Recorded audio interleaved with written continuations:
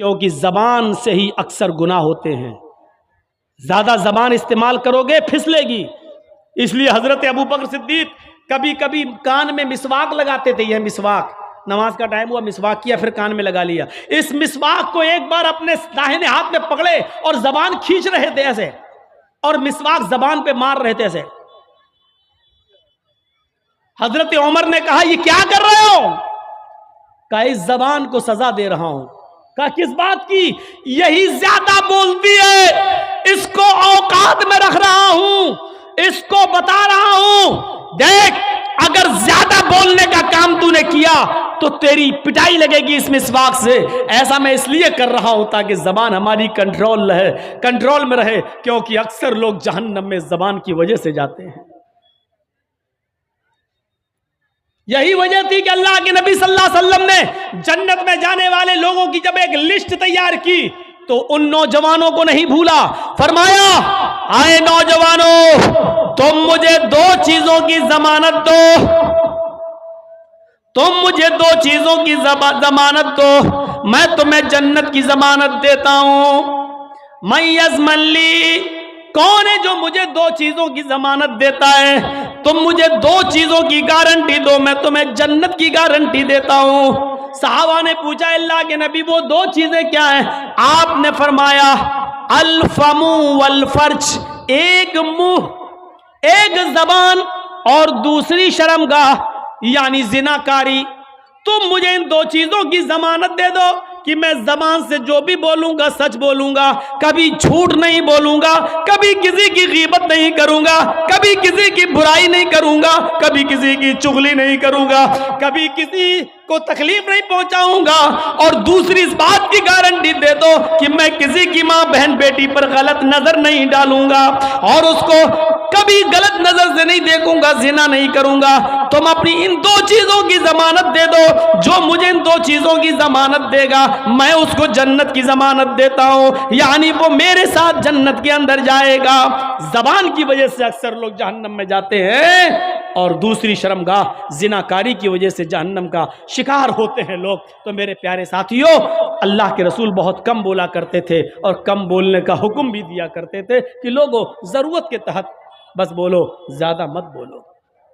बहुभाषिता, मुस्तकबिल की बातें बताएंगे, इसमें कोई शक नहीं कि अल्लाह के नबी ने भविष्य की बहुत सी बातें बताई, मुस्तकबिल की बहुत सी बातें बताई।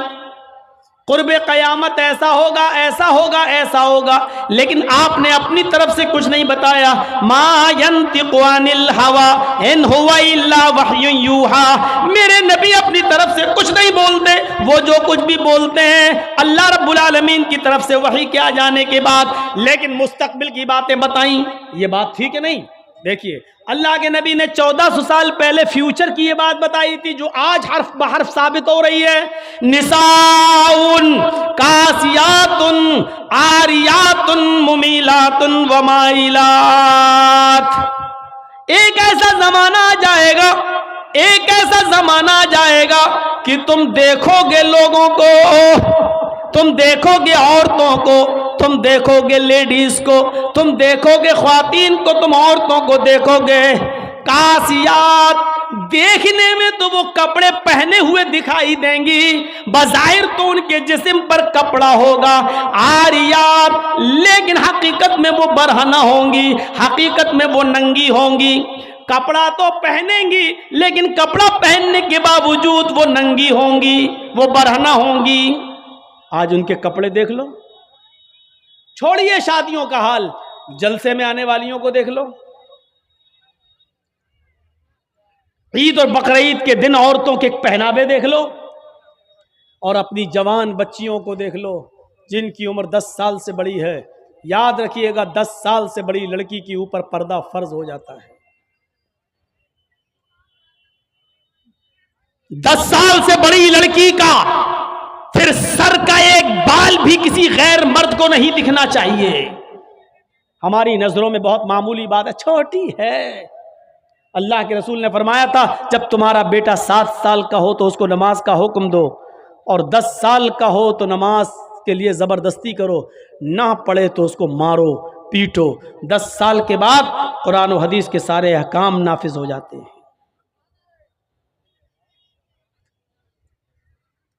आजकल 10-11 साल की लड़कियां बालिग हो रही हैं, टीवियों पर सीरियल ऐसे आ रहे हैं, मोबाइलों में ऐसी ऐसी वाहियात चीजें यूट्यूब वगैरह पर, फेसबुक पर आ रही हैं कि इनको देखकर हमारी लड़कियां जो कभी 16-17 साल में बालिग होती थीं, आज 11-12 साल की उम्र में बालिग होने लगी हैं। और यानियत फैल चुकी है, शर्म हया ताक पर रखी जा चुकी है। वरना तसव्वुर कीजिए, एक कपड़ा जो जिस्म से चिपका हो, आपके पैरों से चिपका हुआ हो, और वो कपड़ा आपके घुटने और रान से होते हुए आपकी कमर तक आए, जिसको आप लेगी कहें, और इसके ऊपर एक कुर्ती पहन ली जाए और इस तरीके से मार्केट में, बाजार में शॉपिंग की जाए, ऐसी औरत को आपकी नजर में फैशन परस्त कहा जा सकता है, लेकिन मोहम्मदुर रसूलुल्लाह की नजर में ये लड़की, ये औरत नंगी है, नंगी है, नंगी है। ये कपड़े, अरे भैया जिसको जाना हो जल्दी जाओ यहां से, और जिसको उठना हो अभी उठ जाओ। ड्रामा करके रख लिया है। और भी अभी जिसको जाना हो चले जाओ, अभी बाद में मैं नहीं उठने दूंगा, चाहे पेशाब यही निकल जाए। जाइए अभी निकल जाइए जिसको जाना हो। आरियात हमारी नजरों में फैशन परस्त हैं, लेकिन अल्लाह के रसूल ने ऐसी औरतों को क्या कहा? नंगी। मैंने नहीं कहा, पूछो इन उलमा से आरियात का मतलब क्या होता है। कासियात कपड़े पहनेंगी, आरियात लेकिन नंगी होंगी। ऐसी औरतों के बारे में कहा है नंगी होंगी। ये हाफ आस्तीनों के कपड़े यहां चल रहे हैं, ये खुला हुआ है। साड़ियां चल रही तो ऐसी कि यहां तक का ब्लाउज पहने हुए हैं, ये खुला है, पेट खुला हुआ है।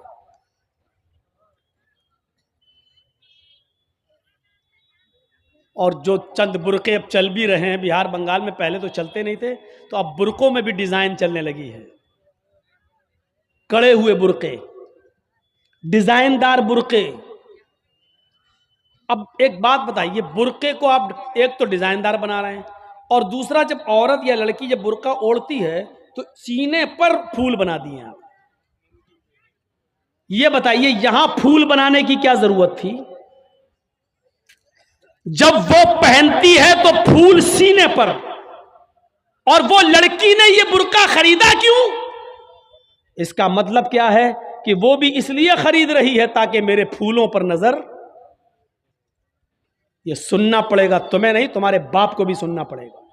जब तक मैं इस कुर्सी पर हूं, ये अथॉरिटी, ये पावर मुझे इस्लाम ने दिया है, सुनना पड़ेगा। क्यों खरीदा है उसने ये बुरका? यूपी साइड में आ जाओ, लखनऊ के बुरके देख लो, बंबई के देख लो, हैदराबादी बुरके देख लो। कसम खुदा की अब बुरके बुरके नहीं रह गए। अब 60 साल की बुढ़ी भी ओढ़ ले तो ऐसा लगता है जैसे वो 18 साल की लड़की जा रही है। ये बुरके एक बार सच्चा वाकया है।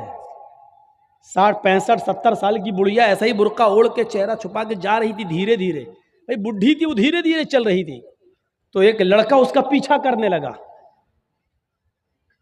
20-22 साल का लड़का उस बुढ़ी का पीछा करने लगा, क्योंकि जो सोचने लगा बुरका इतना खूबसूरत है तो बुरके के अंदर कितना खूबसूरत माल होगा, बुरके वाली कैसी होगी।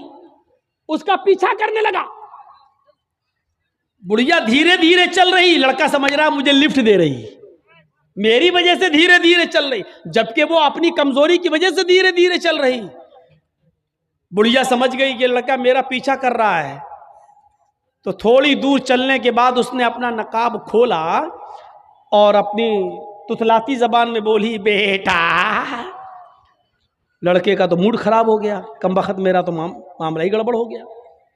बेटा तू मेरा पीछा क्यों कर रहा है, मैं तो तेरी अम्मा की उम्र की हूं। लड़के को भी गुस्सा आ गया, कहती बात मैं अपने लिए नहीं अपने अब्बा के लिए ढूंढ रहा हूं। अब 60, 65, 70 साल की बूढ़ियों को ऐसे खूबसूरत बुरके पहनने की क्या जरूरत? बुरकों का मकसद जो कभी था पर्दा, लेकिन आज उनका मकसद भी वो नहीं रह गया। अल्लाह के नबी के ज़माने में एक सहाबी अल्लाह के नबी के पास आती हैं, मुस्नद अहमद की सही रिवायत, जिनकी चादर कपड़े से नीचे, टखने से नीचे, चप्पल से नीचे ज़मीन की मिट्टी उड़ाती हुई आती और कहती, अल्लाह के रसूल मैं इस चादर को ओढ़कर नमाज पढ़ने जाती हूँ। आपने कहा चादर इतनी नीची होनी चाहिए। उसने कहा अल्लाह के नबी कभी कभी जमीन पर पेशाब व पायखाना पड़ा होता है, गंदगी पड़ी होती है, तो क्या मैं थोड़ी सी ऊपर करके पायखाना गंदगी को क्रॉस करके आगे निकल जाऊं? आपने कहा नहीं, दाएं से निकल जा, बाएं से निकल जा। कहने लगी दाएं भी मर्द बैठे होते हैं, बाएं भी मर्द बैठे होते हैं, मुझे उसी गंदगी के ऊपर से निकलना है। अल्लाह के रसूल इजाजत दे दीजिए, मैं थोड़ा सा ऊपर कर लूं और निकल जाऊं, उसके बाद नीचे कर लूंगा। जब गंदगी को क्रॉस कर लूंगी तो चादर में नीचे कर लूंगी। अल्लाह के नबी कहते हैं अगर मर्द दाएं बैठे हैं, बाएं बैठे हैं, तो तू उसी गंदगी के ऊपर से निकल जा। कहने लगी अल्लाह के रसूल वो गंदगी मेरी चादर में लग जाएगी, आप मुझे ऊपर उठाने की इजाजत नहीं दे रहे हैं, टखने से ऊपर, चप्पल से ऊपर चादर उठाने की इजाजत क्यों नहीं दे देते? आपने कहा नहीं, चादर उठाने की इजाजत, चप्पल से भी ऊपर चादर उठाने की इजाजत नहीं दूंगा। कहा अल्लाह के रसूल फिर उस चादर में पेशाब और पायखाना लग जाएगा। आपने कहा लग जाने दे। कहने लगी हाय अल्लाह के रसूल उसी चादर को तो ओढ़कर मैं नमाज पढ़ती हूँ मस्जिद में। जब ऊपर औरतों का अलग इंतजाम होता है या पर्दे में औरतों का इंतजाम होता है, तो मैं इसी चादर को ओढ़े ओढ़े नमाज पढ़ती हूँ। आपने कहा उसी चादर को ओढ़कर नमाज पढ़ ले। कहने लगी उसमें पेशाब और पायखाना लग जाएगा, क्या उसी और चादर को ओढ़कर नमाज पढ़ लूं? आपने फरमाया हाँ। आए औरत, जब पेशाब और पायखाना तेरी चादर में लगेगा, जब तू आगे बढ़ेगी तो तेरी चादर जमीन पर पड़ी हुई मिट्टी से रगड़ खाएगी, क्योंकि तेरी चादर नीचे है। जब पेशाब और पायखाना उसमें भर जाएगा, जब तू आगे बढ़ेगी तो जमीन पर पड़ी हुई मिट्टी पर तेरी चादर रगड़ खाएगी, और जमीन पर पड़ी हुई मिट्टी से रगड़ने की वजह से जमीन की पाक मिट्टी तेरी चादर को पाक कर देगी। लेकिन तुझे चादर उठाने की इजाजत नहीं, उसी चादर में तू नमाज पढ़ ले। गंदगी लगती है तो लग जाने दे, आगे बढ़ेगी तो जमीन पर पड़ी हुई पाक मिट्टी तेरी चादर को पाक कर देगी। मेरे भाइयों, पेशाब और पायखाना देखकर भी अल्लाह के रसूल ने औरत को चादर उठाने की इजाजत नहीं दी। मेरी बहनों, तुम्हारे दिल कैसे गवारा कर लेते हैं। जलसों में भी चूड़ियां खरीदने के लिए, बैलून्स खरीदने के लिए, जलेबियां खरीदने के लिए तुम किस तरीके से लेडीज पिंडाल से निकलकर तुम बाजारों में घूम लेती हो। शर्म आनी चाहिए। तुम्हारे कलेजे और तुम्हारे दिल कैसे गवारा कर लेते हैं कि लड़के और लड़कियां एक जगह शॉपिंग करें, दुकानदारी करें, खरीदारी करें। ये तुम्हारे कलेजे, तुम्हारे ज़मीर कैसे गवारा कर लेते हैं। जबकि अल्लाह के नबी फरमाते हैं ला यखलुअन्न रजुलुम बिमरातिन इल्ला कान सालिसुहुम शैतान। कोई मर्द किसी औरत से तन्हाई में न मिले, कोई मर्द किसी औरत से अकेले में न मिले कि उसमें तीसरा शैतान होता है, उसमें तीसरा बहकाने वाला शैतान होता है। मेरे भाइयों, इस्लाम का कानून यही है, इस्लाम का निजाम यही है। एक औरत, उसका शौहर मर चुका है, औरत के पास बहुत ज्यादा पैसा है, वो हज करना जाना चाहती है, शौहर इंतकाल कर गया। अब औरत अकेले हज करने नहीं जा सकती है, जबकि मुस्तती है, साहिब इस्तिताअत है, हज करने जाना चाहती है, अच्छा काम करने जाना चाहती है। इस्लाम कहता है कि तेरा शौहर नहीं है तो भाई के साथ जा, भाई नहीं है तो बाप के साथ जा, बाप नहीं है तो बेटे के साथ जा, लेकिन किसी महरिम का होना जरूरी है, उसके साथ जा। चीख कर औरत कहती है कोई नहीं है, मेरे पास दौलत है। अल्लाह के नबी कहते हैं फिर दौलत संभाल कर अपने पास रख। अगर तेरा भाई नहीं है, बेटा नहीं है, शौहर नहीं है, बाप नहीं है, कोई महरिम नहीं है, तो तू अकेले हज करने नहीं जा सकती है। नहीं, अय अल्लाह के नबी, मेरा पड़ोस में बड़ा अच्छा नेक हाजी हाजी नमाजी नेक आदमी रहता है, मैं इसको भाई बना लेती हूँ, चली जाऊं। फरमाया नहीं नहीं, मुंह भोले भाई को भाई बनाकर उसके साथ तुम हज करने नहीं जा सकती हो, इसलिए कि अपने मुंह से किसी को भाई बोलने से वो तुम्हारा सगा भाई नहीं हो जाएगा, अपने मुंह से किसी को बेटा बोल देने से वो बेटा नहीं हो जाएगा। तुम किसी को बेटा बोल दो, भाई बोल दो, जो चाहो बोल दो, लेकिन इस्लाम ये कहता है कि उसके साथ भी औरत को इजाजत नहीं है कि वो हज करने जाए। अगर कोई नहीं है तो मत जाओ, लेकिन इस्लाम इस बात की इजाजत नहीं देता है कि तुम अकेले जाओ या किसी को बहन, किसी को भाई या बेटा बनाकर जाओ, इस बात की इजाजत नहीं देता। इस्लाम एक इबादत में, हज जैसी इबादत में भी औरत को किसी गैर मर्द को मुंह बोले भाई और मुंह बोले बेटे के साथ भी जाने की इजाजत नहीं देता। तो मेरे भाइयों, जब खाने काबा में जाने की इजाजत नहीं देता है, सफा मरवा की सई की इजाजत नहीं देता है, इतनी खूबसूरत इबादत की इजाजत नहीं देता है, तो बाजारों में अकेले घूमकर शॉपिंग करने की इजाजत कैसे देगा? फिर बाजार के अंदर औरत को अकेले जाने की इजाजत कैसे देगा? इतनी खूबसूरत इबादत करने की इजाजत नहीं देता है, इतनी खूबसूरत इबादत करने की इजाजत नहीं देता है, तो मेरे भाइयों फिर औरत को बाजारों में घूमने की इजाजत कैसे देगा? फिर बाजार में घूमने और बाजार में सैर व तफरीह की इजाजत कैसे देगा? हमारी माँ बहनों को इस बात को सोचना चाहिए, गौर करना चाहिए, संजीदगी से इसको लेना चाहिए। एक जमाना था, हजरत फातिमा कह रही हैं, आए अली मैं इतनी बीमार हूँ, इतनी बीमार हूँ, लगता नहीं कि इस बीमारी में मैं बच पाऊंगी। आए अली अगर मुझे कुछ हो जाए, अगर मेरा इंतकाल हो जाए, आए अली तो मुझे दिन के उजाले में दफनाने मत ले जाना, रात की तारीकी में ईशा की नमाज के बाद मुझे कब्रिस्तान में दफन करना। हजरत अली ने कहा, आए फातिमा ऐसा क्यों कह रही हो? अगर तुम्हारा इंतकाल सुबह फजर के बाद हो तो क्या ईशा तक हम तुम्हारे जनाजे को रखेंगे, मिट्टी को रखेंगे? तुम्हारे बाप का, तुम्हारे अब्बू का फरमान है कि मैयत को जल्दी कब्रिस्तान ले जाओ, फिर मैं लेट कैसे करूं? फरमाती हैं, आए अली, आए मेरे प्यारे शौहर, मुझे रात में ही ले जाना, मेरी बात को गिरा बांधो, मेरी बात को मजबूती से पकड़ लो, मेरी वसीयत को याद रखना, चाहे मेरा इंतकाल कभी भी हो, लेकिन मुझे ईशा के बाद दफनाना, मुझे दिन के उजाले में कब्रिस्तान न ले जाना।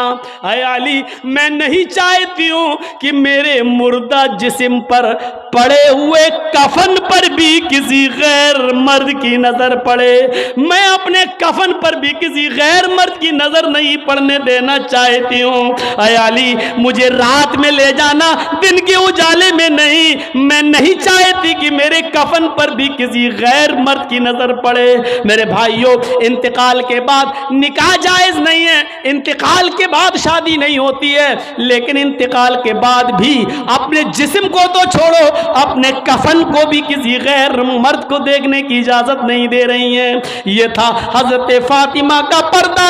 इस पर्दे की रोशनी में मेरी बहनों, अपने गरीबानों में झांक कर देखो, अपने गरीबानों के बटन खोलो और तलाश करो हम कहां खड़े हैं, हमारा पर्दा क्या है, हमारी इज्जत व आबरू क्या है। आज हम हमारे चेहरों को हर कसो नाकस देख रहा है।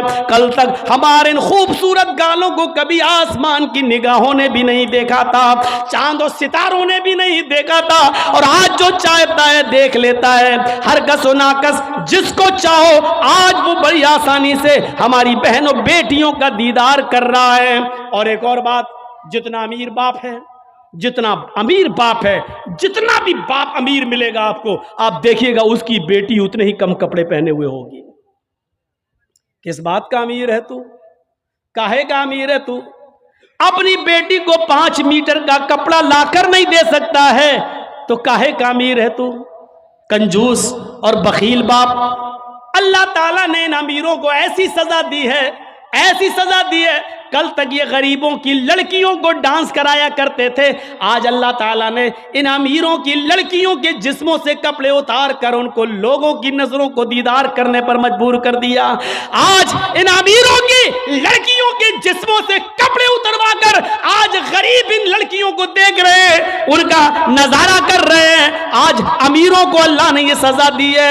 आज वो फैशन समझते हैं कि मेरी बेटी फैशनेबल कपड़े पहने हुए हैं। नहीं नहीं मेरे भाइयों, मेरी भाइयों, आप अपनी बहनों के जिम्मेदार हैं। अल्लाह के नबी ने फरमाया कि जिस लड़की का बाप जिसकी बेटी बेपर्दा घूमे वो बाप दयूस है। जिसकी बहन बेपर्दा घूमे वो भाई दयूस है। जिसकी बेटी बेपर्दा घूमे वो बाप दयूस है। जिसकी बीवी बेपर्दा घूमे वो शौहर दयूस है। गौर करो कितनी साफ लफ्जों में, कितने साफ लफ्जों में अल्लाह के नबी ने फरमाया, जिसकी बहन बेपर्दा घूमे वो भाई दयूस, जिसकी बेटी बेपर्दा घूमे वो बाप दयूस, जिसकी बेटी बेपर्दा घूमे वो बाप दयूस, जिसकी बीवी बेपर्दा घूमे वो शौहर दयूस। अब दयूस का माना अगर हम समझ जाएं तो सारा मामला हल हो जाए। दयूस, दयूस का ये तो अरबी लफ्ज है ना, इसका उर्दू में तर्जमा होता है, सुनने की ताकत है, सुनेंगे। दयूस का मतलब होता है भड़ुआ। और भड़ुआ किसको कहते हैं बताने की जरूरत नहीं, जानते होंगे। भड़ुआ कहते हैं उसको जिसने अपनी बहन, बेटी या बीवी या मां को गलत काम करने के लिए किसी अड्डे पर बिठा दिया हो, चकले पर बिठा दिया हो और उनसे गलत काम करवाता हो और उनकी कमाई खाता हो। अरबी जबान में इसको दयूस कहते हैं और उर्दू में इसको भड़ुआ कहते हैं। कितना सख्त जुमला इस्तेमाल किया अल्लाह के रसूल ने। मौलाना जर्जीस को आप कह रहे होंगे ये क्या हो गया इसको। अल्लाह के नबी ने कहा जिसकी मां बेपर्दा घूमे और बेटा अपनी मां की बेपर्दगी पर कुछ ना बोलता हो वो बेटा भड़ुआ।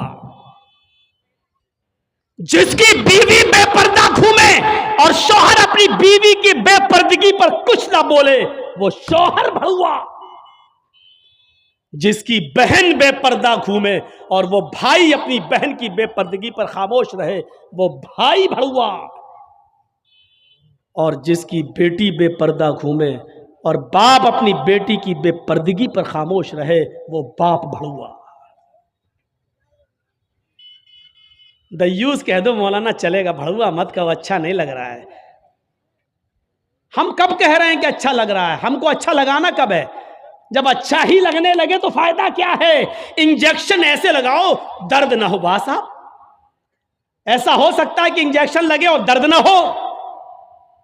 इंजेक्शन भी लगवाना चाहते हो और दर्द भी नहीं चाहते हो, तब तो होम्योपैथिक दवा ले लो, मीठी गोलियां खा लो जो मरने के बाद फायदा करती है।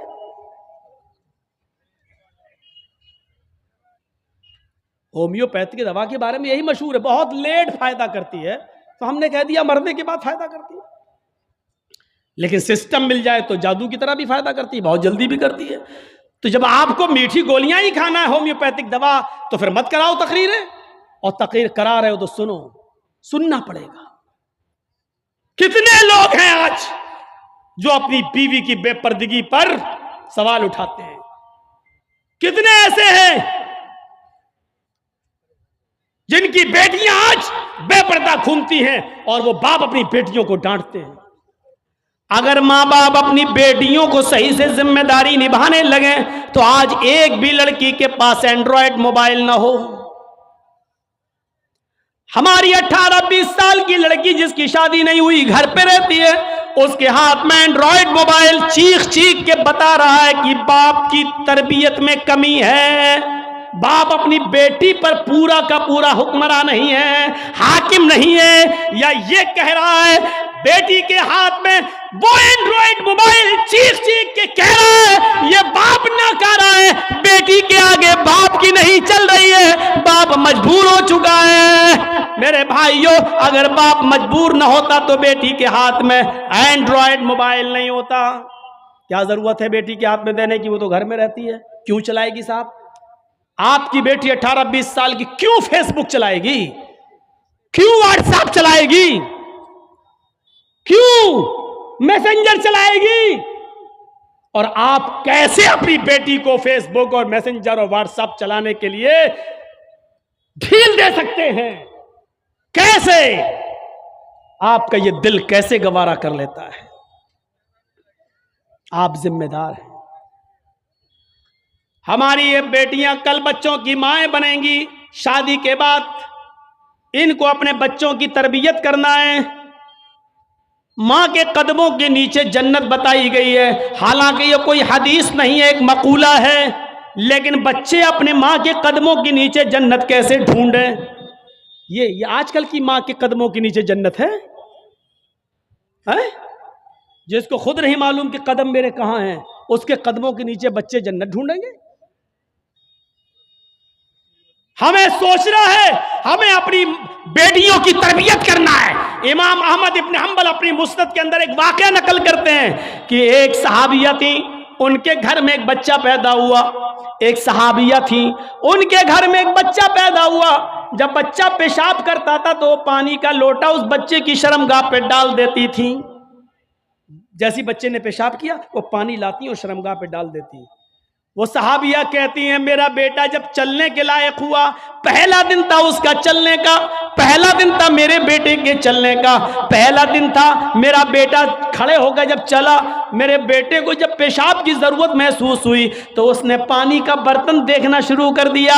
माँ कहती है कि मैं देख रही थी अपने बेटे को, जब भी वो पेशाब करता था तो मैं पानी उसकी शर्मगाह पे डाल देती थी। आज देखती हूँ मेरा बेटा चल रहा है, देखती हूँ ये क्या करता है। जब बेटा पहला दिन चलने के लायक हुआ, पहला दिन था, तो बेटे ने पानी का प्याला उठाया और दोनों हाथ से पकड़कर धीरे धीरे चला और एक कोने में जाकर बैठ गया, पेशाब किया और पेशाब करने के बाद वो पानी का प्याला अपनी शर्मगाह पे डालने लगा। उसको इस्तिंजा करना नहीं आता था, उसको धोने का तमीज भी नहीं मालूम था, उसको पता ही नहीं, लेकिन वो वैसा ही कर रहा है जैसी उसकी माँ ने उसको बताया। जैसे उसकी माँ उसके साथ कर देती थी, वो पानी का प्याला उठाकर अपनी शर्मगाह पे डाल लिया और खाली प्याला लेकर अपनी माँ के पास आ गया। माँ की आंखों में आंसू आ गए, आसमान पर नजर डालकर कहती है, फुज़्तु तो बिरब्बिल काबा, काबे के रब की कसम में कामयाब हो गई, अल्लाह की कसम में कामयाब हो गई। अपने बच्चे को जो सिखाना चाहती थी मेरे बच्चे ने वो सीख लिया। मैं अपने बच्चे को जो तरबियत देना चाहती थी मेरे बच्चे ने वो तरबियत हासिल कर ली। मुझे उम्मीद है कि मेरा बच्चा कभी नापाक नहीं रहेगा। मेरा बच्चा जब भी पेशाब करेगा तो पानी जरूर ले जाएगा और इस्तिंजा करेगा। उस जमाने की माएं अपने बच्चों को बचपन से ये आदतें डलवाती थी, और आजकल की मां देख लो, अपने बच्चे का अंडरवियर नेकर उतार कर कहती बेटा यहां खड़े होकर पेशाब कर ले। ये माएं अपने बच्चों को क्या तरबियत देंगी?